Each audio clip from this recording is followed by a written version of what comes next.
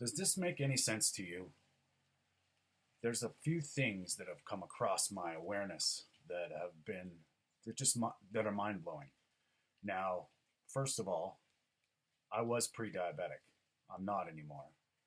And I've used a CGM on and off for the last 4 years ish at certain times to gain info. And everybody that I'm coaching or helping, I encourage them to do it, to see for 2 weeks how, and not change a thing, how their blood sugar is affected and the foods they eat and what happens in the bloodstream. So when I explain insulin and blood sugar to them, they can see with their eyes how this all is relative.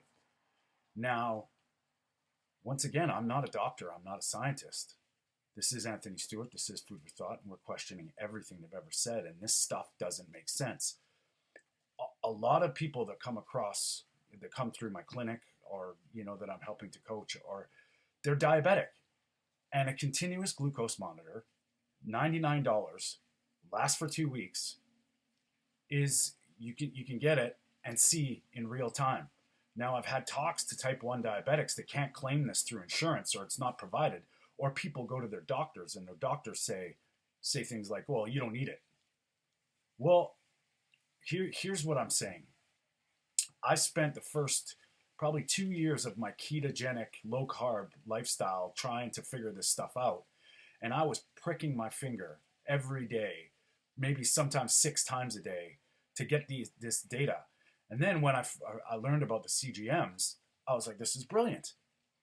How is a disease or a condition that can be monitored by something that would benefit you, because it's just data, you can see it in real time what's happening, not be conventional use in the medical industry?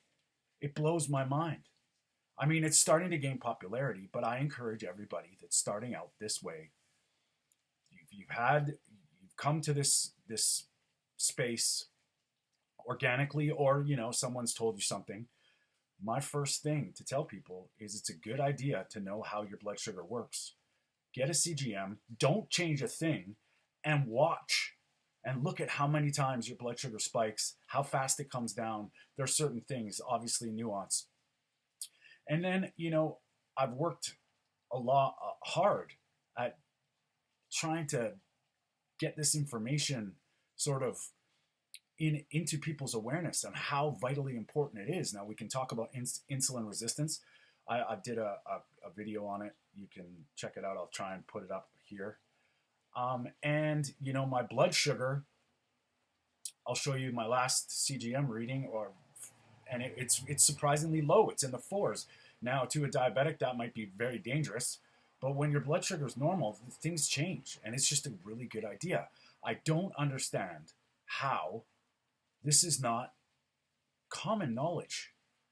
Isn't it weird that it isn't? Isn't it weird that doctors would say you don't need it if you're a diabetic, or you're just curious to know how your blood sugar is working, so they refrain? This should be a standard of care, in my opinion. I'd love to know what you think about this, because every single person that's ever used a CGM in my circle, in my space, have benefited, have learned something. And it's data. It's about how your body works. And a potato to me might not be a potato to you. And how things to consider, that every time your blood sugar spikes beyond a normal range, whatever you want to argue it is, you're doing damage to your body, leading to insulin resistance. And if diabetes type 2 is elevated blood glucose, wouldn't it make sense to know how your body's working? Type 1 diabetics need to know how this is. This should be automatic. Type 1 diabetic, here's your CGM, paid for by our health authorities. Isn't it weird that it's not? So I encourage everybody to learn about this stuff. Learn about insulin resistance. Learn about blood sugar. Learn what actually it does. Anything more than a half a teaspoon of blood, 4 grams in your blood, is doing damage, creating havoc. Now, some people might need to abstain completely from sugar. Others might be able to moderate. I'm at the point now where I can enjoy some ice cream once in a while, and I know my blood sugar isn't like a roller coaster ride. So it's context, nuance, but these are things that can help you improve your metabolic health because you see it. And then you know when someone's talking about it, you can reference it. And it's surprising what happens.